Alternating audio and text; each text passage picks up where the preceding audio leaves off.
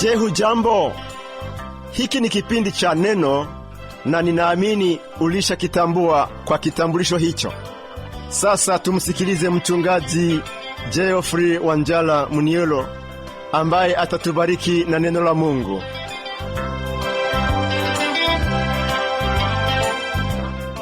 Namshukuru Mungu aliyetupa fursa nyingine ya kukutana kwenye kipindi hiki cha Neno.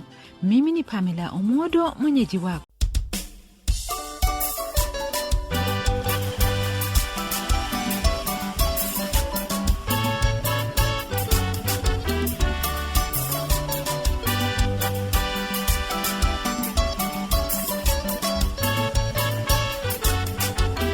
Yesu ni njia ya uzima, inayo baraka tele ya uzima ya kwenda kwa Baba. Yesu ni njia ya uzima, inaelekeza mbinguni kwa Baba. Ya uzima ya kwenda kwa Baba. Yesu ni nuru iangazayo taifa lote ulimwenguni, iangazayo duniani kote. Yesu ni nuru iangazayo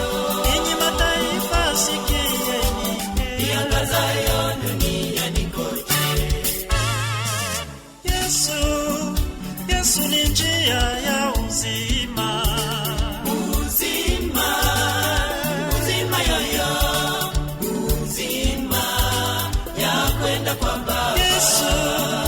Yesu ni njia ya uzima, uzima, uzima yoyo, uzima ya kwenda kwa Baba.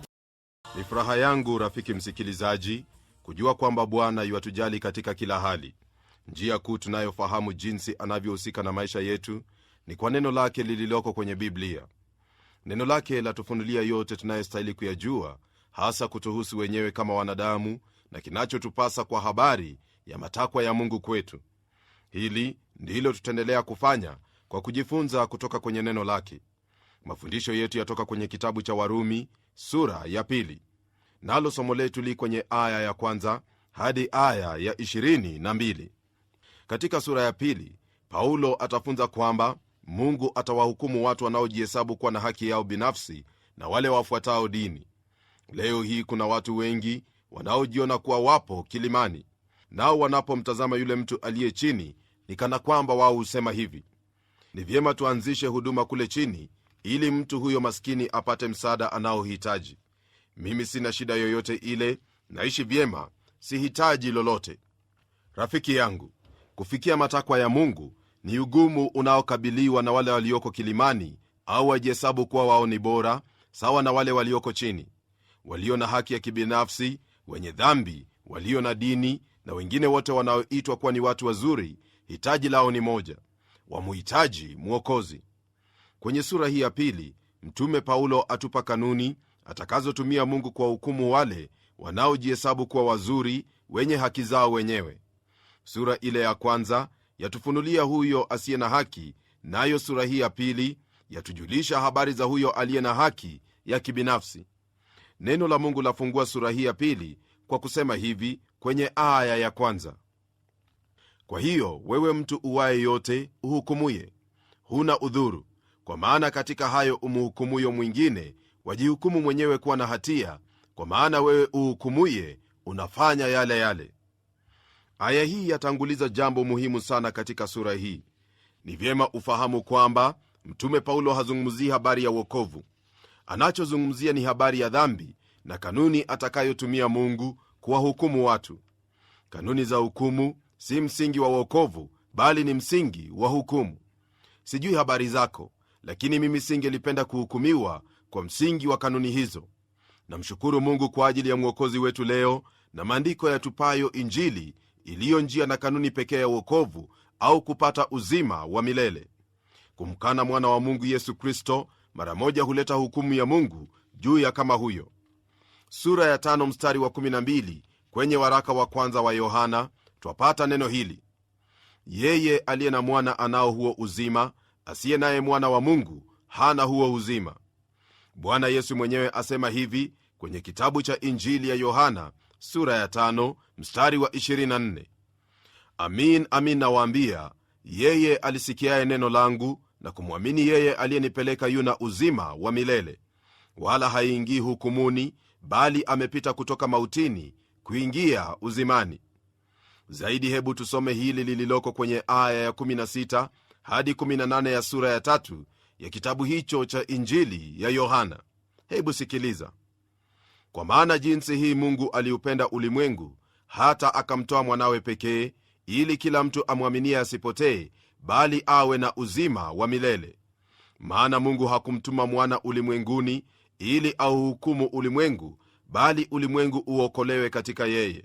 Amwaminie yeye hahukumiwi, asiyeamini amekwisha kuhukumiwa, kwa sababu hakuliamini jina la mwana pekee wa Mungu. Kwa hivyo ndugu yangu, iwapo hujamwamini Kristo, wewe tayari umepotea. Waweza kuwa na dini yako, mtu mzuri kweli kweli, na hata kusifiwa na watu, lakini bila Kristo umepotea. Tunapoangalia andiko hilo, Paulo anena kuhusu mtu, kisha abadilisha lugha na kusema wewe uhukumuye, yenye maana ya wewe binafsi. Yule anayezungumziwa ni mwanadamu kwa jumla, ila neno lake ni kwa huyo ahukumuye. Maneno haya yamfanya muumini leo kujiuliza hilo analohitaji kufanya kwa habari ya wale wanaotajwa kwenye sura ya kwanza. Nia ya mawazo yetu yafaa kuwa ya kuwahubiri watu wapate kumwamini Kristo. Kisha nataka uelewe kwamba neno hili linaponena habari ya huyo ahukumuye kuwa atenda yayo hayo, ina maana ya kutenda mambo yanayochukiza mbele ya Mungu. Katika makanisa mengine utapata kwamba ni vigumu mtu kuvuta sigara, lakini masengenyo, hila na fitina ni mambo wanayotenda. Uongozi huo waweza kuwahukumu kwa kuvuta sigara, lakini si maovu hayo mengine. Rafiki, unapowahukumu watu, basi wewe hufanyika hakimu, nami nakujulisha kwamba kwa kipimo uwapimiacho watu katika hukumu, ndicho utapimiwa wewe. Mungu ana haki ya kukuhukumu kulingana na kanuni zake. Kwa taarifa yako, fahamu hili kwamba Mungu anapotutazama atuona kuwa waovu, watu wasiostahili. Je, kuna lolote tunaloweza kuchangia katika mbingu? Kuna wengine ambao hujifanya kana kwamba mbinguni kutakuwa mahali pazuri sana, kwa sababu wao watakuwepo huko. La kushangaza ni kwamba popote walipokuwapo hapa duniani hakuna walichofanya chema. Na kwa hiyo napenda uelewe kwamba hukumu ya Mungu itakuwa kulingana na kanuni zake, wala si kanuni zinginezo. Hizo ni kanuni tusizoweza kuzifikia hata kidogo. Sasa kwenye aya ya 2 twapata kanuni atakazotumia Mungu kwa hukumu hao watu wanaojiona kuwa si wenye dhambi. Neno lasema hivi: nasi twajua ya kuwa hukumu ya Mungu ni ya kweli juu yao wafanyayo hayo. Kwa mujibu wa maandiko haya tuliyoyasoma, tuona kwamba neno la kwanza tunalokutana nalo ni kwamba hukumu ya Mungu ni kweli. Leo hii watu wengi miongoni mwao hao waendao makanisani waishi katika ulimwengu usiokuwepo, yani wasiokubali uhalisi na kweli jinsi ilivyo. Kuna hao ambao hutaka kusoma maandiko, nao wanapoanza kusoma maandiko hayo hupata ujuzi wa Yohana kama ilivyo kwenye kitabu cha Ufunuo alipoona hukumu yake Mungu. Hapo awali aliyaona yaliyokuwa matamu kama asali, lakini baadaye yakawa machungu katika tumbo lake. Soma hayo kwenye sura ya 10 mstari wa 9 na wa 10 kwenye kitabu cha Ufunuo. Wakristo wengi wataka kusoma maandiko, lakini uhalisi na kweli yake hawataki. Kumbuka kwamba kanuni zilizoko hapa ni za hukumu, si za wokovu. Mwanadamu afahamu kuwa ni lazima atahukumiwa siku moja. Hili ni jambo lililo katika moyo wake. Hofu ya hukumu ya Kristo inayokuja humfanya kila mmoja anayemkana Kristo kuikana kweli hiyo au kuogopa. Maandiko ni wazi kabisa kwa habari ya hukumu ijayo. Hili ni lile tulionalo kwenye sura ya 17 mstari wa 31 kwenye kitabu cha Matendo ya Mitume, ambapo neno latuambia hivi: kwa maana ameweka atakaye wahukumu walimwengu kwa haki kwa mtu yule aliyemchagua, naye amewapa watu wote udhabiti wa mambo haya kwa kumfufua katika wafu. Rafiki yangu, hebu niamshe kumbukumbu lako, hasa kuhusu wakati ule ambapo Paulo alikuwa akizungumza na Feliki kwa habari za hukumu, kiasi na haki. Mtu huyo aliposikia maneno yale aliingiwa na hofu. Hukumu ya Mungu ni tofauti sana na jinsi mwanadamu ahukumuvyo. Mwanadamu hana kweli yote kuhusu lolote lile ili afanye hukumu. Mara nyingi mwanadamu hutegemewa kuambiwa, kufikiri na kudhania, na tena hukumu yake ni yenye mapendeleo. Hukumu ya Mungu ni kweli kwa kuwa afahamu kila jambo, wala hamtegemei yoyote ili kupata ushahidi wa kuhukumu. Mungu aijua hali ya mwanadamu, na kwa msingi huo ndipo atawahukumu, na hukumu yake ni kweli. Iwapo kuna jambo linalomsumbua mwanadamu ni hili: ufahamu kuwa ni lazima hata huyo anayejihesabu kuwa mwenye haki atahukumiwa. Kwa sababu ya matendo yaonekanayo ya watu wengine, huwa ni rahisi kufikiriwa kuwa wao ndio wapaswa hukumu na adhabu kali. Nao hao wanaofikiri kwa jinsi hiyo hujiona afadhali, kana kwamba wao wataepuka hukumu hiyo. Ila mwenzangu, na kufahamisha kuwa Mungu atawahukumu watu kwa msingi wa jinsi aonavyo yeye, na si kwa msingi mwingine wowote ule. Je, utasimama mbele za Mungu kwa msingi huo? Mimi siwezi, wala sina msingi wowote ule wa kusimama mbele ya hukumu yake Mungu. Aya ya 3 yaendelea kutwambia hivi: wewe binadamu, uwahukumuye wale wafanyayo hayo na kutenda yayo hayo mwenyewe. Je, wadhani ya kwamba utajiepusha na hukumu ya Mungu? Unapomtazama mwanadamu, kuna jinsi 4 ambazo aweza kuepuka hukumu avunjapo sheria za kibinadamu. Kwanza ni kuwa kosa lake halitagunduliwa. Pili, aweza kukimbilia mbali na maeneo ya uwezo wa mahakama yale. Tatu, baada ya kukamatwa, kuna uwezekano wa kuwepo na hitilafu za kisheria zitakazobatili mashtaka yale. Kisha jambo la 4 ni kwamba hata baada ya kuhukumiwa na kufungwa, kuna uwezekano wa kukimbia kutoka kwenye kifungo na kuishi kwa jina lingine. Haya hutendeka tu kwa upande wa hukumu itolewayo na mwanadamu, lakini sivyo kwa habari ya hukumu ya Mungu. Fahamu hili, kuwa makosa yako yote ni wazi machoni pa Mungu, wala huwezi kukimbilia mahali ili kuepuka hukumu yake, maana Mungu yu kila mahali. Hitilafu za kisheria pia hazitakuwepo, wala kukimbia kutoka kwenye kifungo chake. Mwandishi wa kitabu cha Waebrania auliza hivi kwenye sura ya 2 mstari wa 3: je, tutapataje kupona tusipojali wokovu mkuu wa namna hii? Unapotafakari hilo, hebu tuendelee kuona lililoko kwenye aya ya 4, ambapo neno lasema hivi: au waudharau wingi wa wema wake na ustahimili wake na uvumilivu wake, usijue ya kuwa wema wa Mungu wa kuvuta upate kutubu? Mpendwa msikilizaji, ni lazima tufahamu kuwa wema wa Mungu wafaa kutuelekeza magotini mbele yake kwa toba, lakini badala yake twawaona wanadamu wakiendelea kupotoka. Hawamtaki Mungu hata kidogo. Kwenye Zaburi ya 73 mwandishi anena jinsi alivyosumbuka kuhusu ufanisi wa watu waovu. Asema hivi katika aya ya 3 hadi 5, 9 na hiyo aya ya 17: naliwaonea wivu wenye kujivuna nilipoiona hali ya amani ya wasio haki, maana hawana maumivu katika kufa kwao, na mwili wao una nguvu. Katika taabu ya watu hawamo, wala hawapati mapigo pamoja na wanadamu. Hivyo kiburi kimekuwa mkufu shingoni mwao, jeuri huwavika kama nguo. Wameweka kinywa chao mbinguni, na ulimi wao hutangatanga duniani. Hata nilipoingia katika patakatifu pa Mungu, nikautafakari mwisho wao. Kutokana na haya ambayo twayaona hapa, ni wazi kwamba kila mmoja wa hao watu waovu wajapokufa bila maumivu, hukumu ya Mungu i juu yao. Hakuna njia ya kuhepa hata kidogo. Mwenzangu, wamhitaji Kristo awe mwokozi wako. Wema wa Mungu wafaa kukuongoza ili utubie dhambi zako na kumwabudu huyo Mungu wa kweli, na si kutanga mbali naye. Tunapoendelea kwenye aya ya 5, hivi ndivyo neno laendelea kutupa habari: bali kwa kadiri ya ugumu wako na kwa moyo wako usio na toba, wajiwekea akiba ya hasira kwa siku ile ya hasira na ufunuo wa hukumu ya haki ya Mungu. Iwapo msikilizaji wangu hujamwamini Kristo, kweli ndiyo hii: wafahamu kuwa Mungu amekuwa mwema kwako. Mungu ameyabariki maisha yako, ndiposa wanisikiliza hata sasa. Fikiria kuhusu wengi ulimwenguni wasio na chochote, hata wengine wafa kwa ajili ya njaa.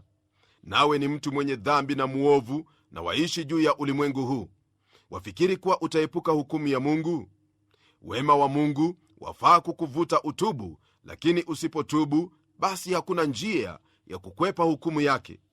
Tunapogeukia aya ya 6, twapata kanuni ya pili kuhusu jinsi Mungu atakavyohukumu walimwengu. Neno lasema hivi: atakayemlipa kila mtu kwa kadiri ya matendo yake. Ndiyo, kila mtu atalipwa kulingana na matendo yake. Haki kamilifu ndiyo msingi wa hukumu au thawabu watakazopewa wanadamu katika siku hiyo. Matendo ya mwanadamu yatahukumiwa kwa msingi wa jinsi Mungu aonavyo mwenyewe katika utakatifu wake. Ndugu yangu, hakuna mtu mwenye akili timamu atakayetaka kuhukumiwa kwa msingi huo. Kumbuka kwamba Kornelio alikuwa mtu mzuri tena mkarimu, lakini alikuwa amepotea hadi hapo alipoisikia injili ya Yesu Kristo naye akaamini. Hasingalifanya hivyo, basi mwisho wake ungelikuwa kama wa wengine wote, yani kuishia katika hukumu yake Mungu.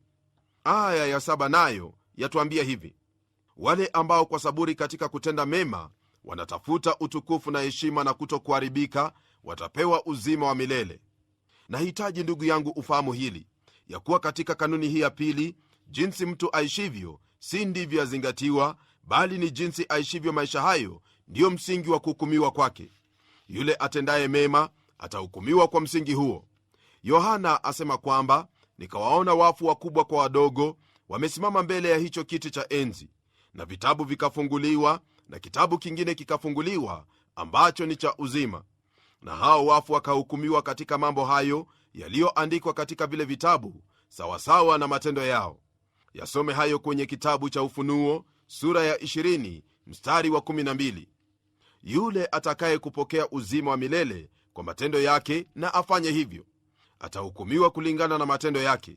Ila ilani ni hii, kwamba matendo yake hayawezi kumuhudhurisha mbele za Mungu, sembuse kumpa sehemu katika raha yake Mwenyezi Mungu.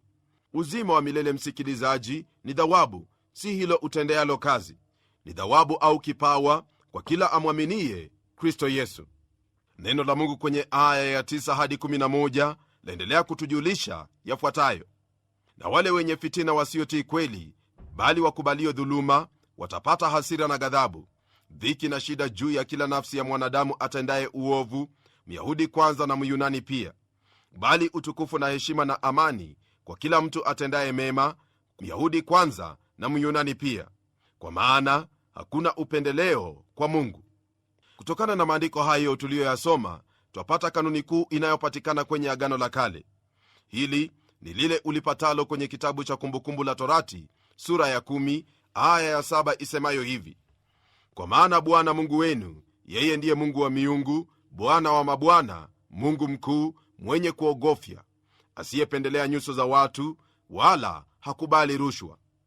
Simoni Petro alitambua hili alipoingia katika nyumba ya Kornelio, kama vile maandiko yatujulisha kwenye sura ya 10 aya ya 17 ya kitabu cha Matendo ya Mitume. Neno lasema hivi: Petro akafumbua kinywa chake akasema, hakika natambua ya kuwa Mungu hana upendeleo. Mungu hana mapendeleo, watu wote ni sawa machoni pake.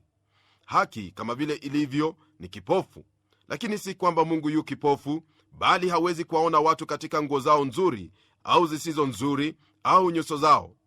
Kuwa mshirika wa kanisa au watoka katika jamii nzuri, au raia anayeshika sheria za nchi sana, au linginelo lako la kipekee, haliwezi kukusaidia mbele za Mungu anapoanza kuhukumu. Muhimu ni hili: je, una mwokozi au hauna? Hilo ndilo jambo lenye umuhimu wa milele.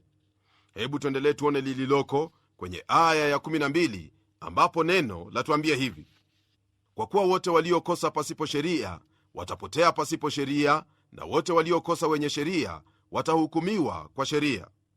Hapa kwenye aya hii twapata kanuni nyingine ya jinsi Mungu atakavyowahukumu wanadamu. Hili hasa lajitokeza zaidi katika aya inayofuatia ya 13 inayosema hivi: kwa sababu sio wale waishikao sheria walio wenye haki mbele za Mungu, bali ni wale waitendao sheria watakaohesabiwa haki. Kuna wale wanaoshikilia kwamba watu wengine hupotea kwa kuwa hawajasikia injili ya Yesu Kristo, wala hawakupata nafasi ya kuamini. Rafiki, iwapo watapotea ni kwa kuwa wao ni wenye dhambi. Hiyo ndiyo hali ya kila mwanadamu. Mwanadamu haokolewi kwa sababu ya nuru aliyo nayo au kuhukumiwa kwa jinsi hiyo. Kwa kuwa si wale wasikiao sheria zake Mungu ndio wahesabiwa haki mbele zake, wengi wamejidanganya kwa njia hiyo, kwamba kwa kuwa wakubaliana na maandiko fulani fulani basi wataokoka. Ndugu yangu, ni lazima uelewe kwamba sheria za Mungu zi juu sana, na iwapo wataka uokovu ni lazima umtegemee Mungu akuokoe. Tuendelee tuone lililoko kwenye aya ya 15 inayosema hivi: hao waionyesha kazi ya torati iliyoandikwa mioyoni mwao, dhamiri yao ikiwashuhudia, na mawazo yao yenyewe kwa yenyewe yakiwashitaki au kuwatetea. Mungu aweza na atawahukumu wale ambao hawakusikia neno kwa dhamira yao. Licha ya wao kutokuwa na ufunuo wa Mungu kama sisi tulivyo leo, haina maana kwamba Mungu hatawahukumu. Kweli ndiyo hii ya kuwa hawakuishi kulingana na mwanga waliokuwa nao, nayo hukumu itakuwa kwa msingi huo. Tunapoendelea kwenye aya ya 16, hivi ndivyo neno latuambia: katika siku ile Mungu atakapozihukumu siri za wanadamu sawasawa na injili yangu kwa Kristo Yesu.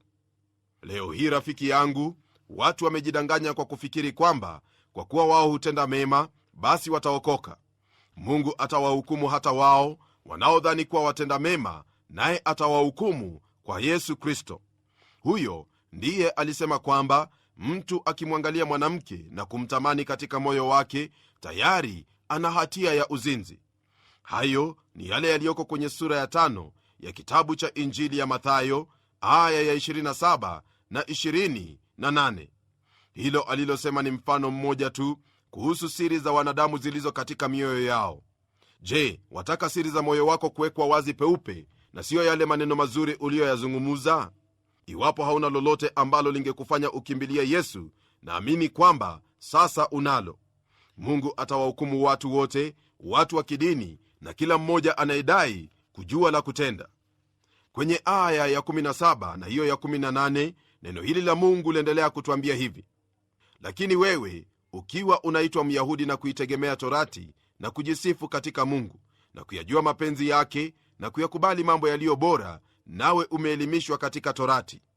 Kama vile ilivyo hapa, ndugu msikilizaji, twaona kwamba mtu anayeshika dini hiyo humfanya awe mwenye kiburi, hata kujiona kuwa ajitosheleza. Nuru waliopewa Wayahudi iliwaongezea uwajibikaji, iliyoleta hukumu zaidi. Myahudi alikuwa na mambo 10 kumzidi mtu wa mataifa. Tutatangulia kuona za kwanza 5. La kwanza ni katika hali yake kwamba ni Myahudi. Pili, ategemea sheria. 3, ajivunia Mungu. 4, ayajua mapenzi ya Mungu. Na 5, ayajua na kuyakubali mambo yaliyo bora na kuelimishwa katika torati. Sasa hebu tuone aya hiyo ya 19 na 20, tuone hilo ambalo neno la Mungu liendelea kutwambia kwa habari ya huyu mtu wa dini, yani Myahudi. Hebu sikiliza: na kujua hakika ya kuwa wewe mwenyewe kiongozi wa vipofu, mwanga wao walio gizani, mkufunzi wa wajinga, mwalimu wa watoto wachanga, mwenye namna ya maarifa na ya kweli katika torati. Mambo mengine aliyokuwa nayo Myahudi kumzidi mtu wa mataifa ni hayo aliyotenda. Kwanza, alijiona kuwa kiongozi wa vipofu. Pili, alijiona kuwa mwanga wa wale walio gizani. Nalo jambo la 3 ni kwamba alijiona kuwa mkufunzi wa wajinga. 4, alijiona kuwa mwalimu wa watoto. Halafu 5, alikuwa ni mwenye namna ya maarifa na ya kweli katika torati. Lakini mtume Paulo alikuwa na maswali. Hayo ndiyo yapo kwenye aya ya 21 na 22, ambapo neno lasema hivi: basi wewe umfundishaye mwingine, je, hujifundishi mwenyewe? Wewe uhubirie kwamba mtu asiibe, waiba mwenyewe? Wewe usemaye kwamba mtu asizini, wazini mwenyewe? Wewe uchukiaye sanamu, wateka mahekalu? Katika maswali haya ya mtume Paulo, mtume ataja dhambi 3 watendazo watu. Kwanza ni dhambi juu ya wengine, pili ni dhambi ya kimwili, na 3 ni dhambi juu yake Mungu, yaani ibada ya sanamu. Hasa kilichoko hapa ni hiki: je, watenda hayo ufundishayo? Kwa wengi wetu, mahubiri yetu ni mazuri sana kuliko jinsi tunavyoishi. Kuhusu utekaji wa hekalu, hasa tunalohitaji kufahamu ni kwamba Myahudi alipochukuliwa mateka kule Babeli, alipewa tiba kamili kuhusu ibada kwa sanamu. Watu wale tangu wakati huo hawajaabudu tena miungu mingine. Hata hivyo, haikuwa kitu kwao kujihusisha na biashara ya vitu vilivyotoka katika mahekalu ya kipagani. Ni sawa na Wakristo wengine leo hii wanaofanya biashara ili kujipatia hela ambazo wao wenyewe wangelihukumu katika makanisa yao. Yote anayotaja mtume Paulo ni mambo aliyogusia sana katika sura ya kwanza. Kumbuka hili msikilizaji, kwamba injili huandikwa sura moja kila siku. Hiyo ni kwa matendo na maneno usemayo. Watu huyasoma usemayo, yawe ni kweli au uongo. Je, injili kulingana nawe ni ipi? Unapotafakari hilo, mimi nitaomba pamoja nawe. Na nitaomba. Mungu mfalme, Mungu uishie milele, Mungu mwenye haki, Mungu mwenye uwezo, na kushukuru kwa muda ambao umenipa sasa hivi tupate kushirikiana na ndugu yangu msikilizaji katika maneno yaliyoko kwenye neno lako, yani Biblia. Na kushukuru kwa ajili ya maisha ya ndugu yangu, nikiomba kwamba yote haya tuliyojifunza leo hii, ewe Mungu Mwenyezi, utamsaidia apate ufahamu wayo, na hasa kuacha yale ambayo yasiyostahili mwenendo aliyoitiwa, mwenendo ulioko katika Kristo, na kugeukia hayo ambayo ni ya Kristo, kusudi upate kusifiwa na kutukuzwa miongoni mwa watu. Haya najua kwamba utayatenda kwa sifa na utukufu wa jina lako, maana nimeyaomba katika jina la Yesu Kristo aliye Bwana na Mwokozi wetu. Amen. Ndugu msikilizaji, Bwana Mungu ayabariki maisha yako na kukuwezesha ufahamu tulilojifunza leo, kusudi uishi kulingana na mapenzi yake Mungu, ili upate kubarikiwa si tu katika maisha haya, bali katika maisha yako yote. Mimi ni mchungaji wako Geoffrey Wanjala Munialo, na neno litaendelea.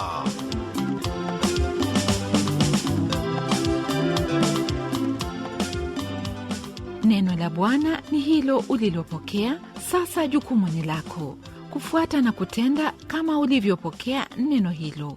Huenda wahitaji kufafanuliwa zaidi, au una swali au maoni, hebu tafadhali wasiliana nasi ukitumia anwani hii.